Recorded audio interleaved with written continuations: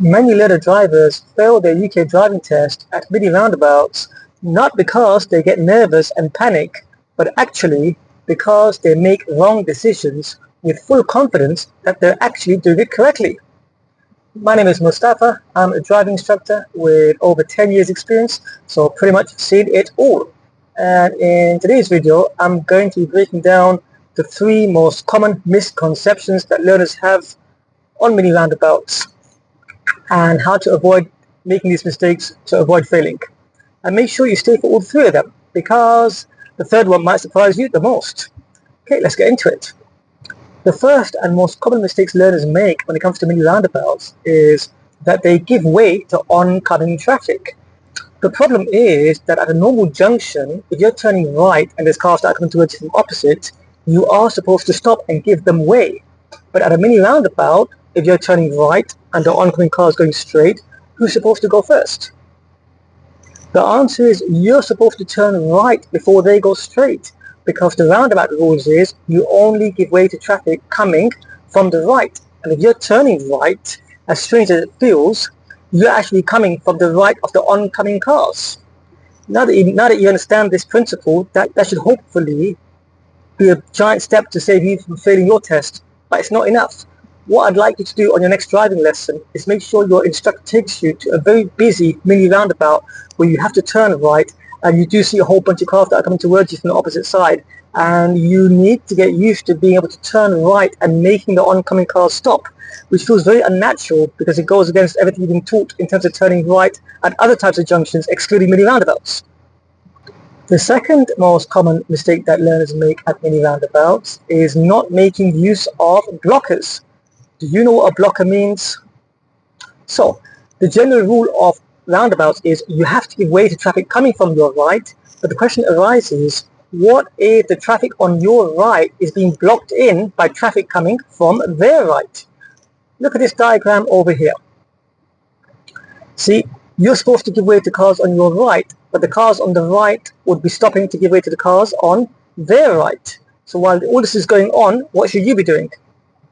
The answer is you should be going before the cars on your right. Why?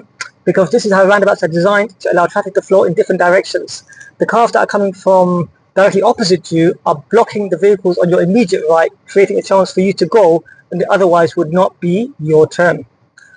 How can you make sure you don't fail for this? Again, understanding the principle from this video is a great start, but I'd like you to also make sure that on your next driving lesson, when you're with your instructor at a mini roundabout, try to verbalize or ask your instructor, what does that mean? What's that guy doing? Does that mean I can go? And so you actually get a clear understanding of being able to do it from the driver's seat rather than just watching a diagram of it. But a diagram is a great start. And as promised, the third and final misconception that we're going to cover. And this one's a sneaky one because it doesn't immediately lead to a test fail, but the repercussions can cause a test fail. Let me explain. So what's the mistake, first of all? The misconception is that when exiting a mini roundabout, learners think you need to signal when leaving. Now the funny thing is, this is actually true that you do need to signal left when exiting a big roundabout.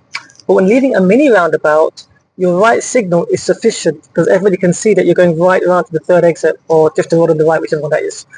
And if you try to change it to a left indicator, the problem is that some learners lose control of the steering wheel, and then the examiner might have to grab the wheel to stop them bumping into a traffic island placed on a new road.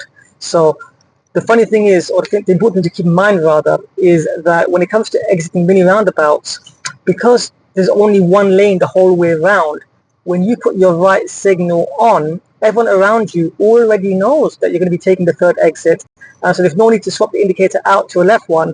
And if you do it by mistake, it's okay, as long as you maintain control of the car. But it's preferable that you don't do it, because you've got a better chance of keeping control of your car and your steering if you didn't take a hand off the steering wheel halfway around the roundabout to put on a left indicator when everyone knew where you're going already.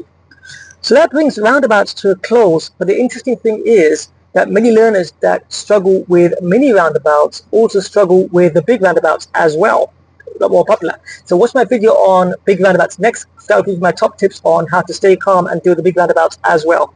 And if you're new, subscribe, because I upload more driving test tips every week to help you pass your driving test.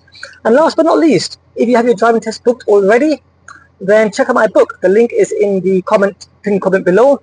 It has all the advice I wish I was given many years ago when I was failing my own driving test again and again.